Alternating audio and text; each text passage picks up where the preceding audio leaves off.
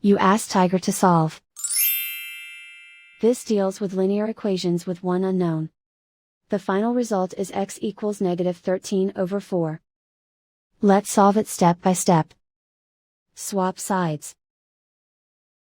Group all constants on the right side of the equation. Add 5/8 to both sides. Combine the fractions.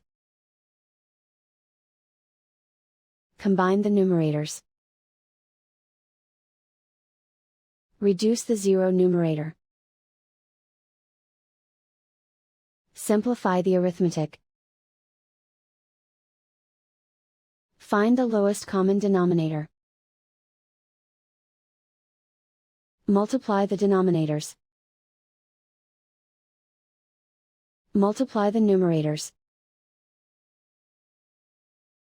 Combine the fractions. Combine the numerators. Isolate the x. Multiply both sides by inverse fraction 2/1.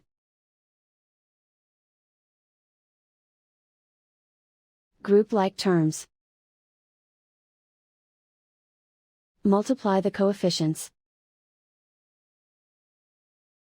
Simplify the fraction. Multiply the fractions.